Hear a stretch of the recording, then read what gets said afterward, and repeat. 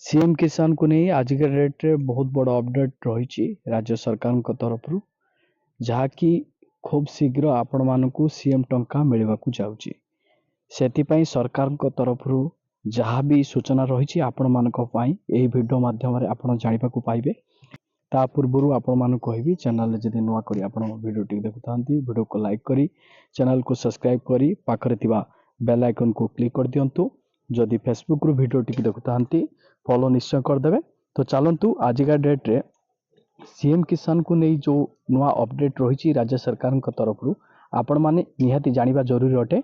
जतबेले आपण किसान पोर्टल रे विजिट करिवे स्क्रोल करी करी आसबे एठी सीधा सड़क आपण मानक पई सरकार तरफ सूचना रही आपण मानक मु देखौची। पूर्वरु पंजीकृत रही जदि आपण पूर्वरु पंजीकृत कृषक अटंती तेबे आपण आपणकर नूतन कृषक पंजीकरण स्थिति केवाईसी स्थिति जांच करि परिबे। देखंतु साफ साफ एठारे आपणकर मेंशन रही जो माने पूर्वरु आवेदन करिसंती तो जो माने सीएम किसान टंका पाउचंती सेमानंकु केवाईसी प्रक्रियाटी को संपादन करिया पई पड़िबो नहले आपण सीएम किसान टंकाटी आपण तो करि परिबेनी जहाँकि एप्रिल 30 तारिख रे आपण मानकु सीएम किसान टंका मिलवा को जाउची। सेथिपई आपण माने एही प्रक्रियाटी को अवलंबन करिबा उचित जहाँकि एठी आपणकर रही केवाईसी स्थिति जांच करंतु। जदि आपणकर केवाईसी टी वेरिफिकेशन होई सारिची ताहाले आपण माने आपणकर केवाईसी स्थिति आपण माने जांच करि परिबे। केमिति आपणकर दरखास्तकारी आधार संख्या आपण देबे तापर आपण एठारे कैप्चा फिलअप करिवे।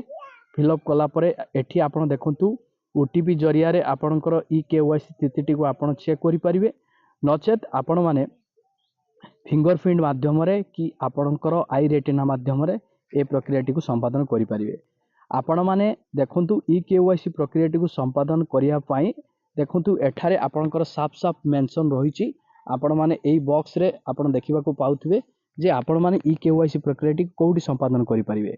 देखंतु एठारे आपणकर साफ साफ मेंशन रही केवाईसी संपूर्ण करिया पई दया करी आपणकर निकटतम जनसेवा केंद्र सीएससी किंबा मसेवा केंद्र को जांतु। देखंतु आपण घरे बसी निजर मोबाइल माध्यम रे केवाईसी प्रक्रियाटी को संपादन करि परिबेनी आपण को निकटस्थ जनसेवा केंद्र किंबा मसेवा केंद्र को जीवा पाई पड़िबो सेठारे आपणकर केवाईसी प्रक्रियाटी को आपण संपादन करि परिबे। देखंतु सुभद्रा टंका भितरे आपण माने सीएम किसान लो टंकाटी को भूली जिवे सेति आपण माने एही प्रक्रियाटी को तुरंत संपादन करंतु जहाँकि एप्रिल 30 तारिख रे आपण को सीएम किसान टंका 2000 टंका मिलवा को जाउची। तो एही प्रक्रियाटी को आपण तुरंत संपादन करंतु। यह थिला सीएम किसान लो हिताधिकारी मानक पई नुआ अपडेट पुणी देखाबो आपण मानक सहित नुआ एक अपडेट रे।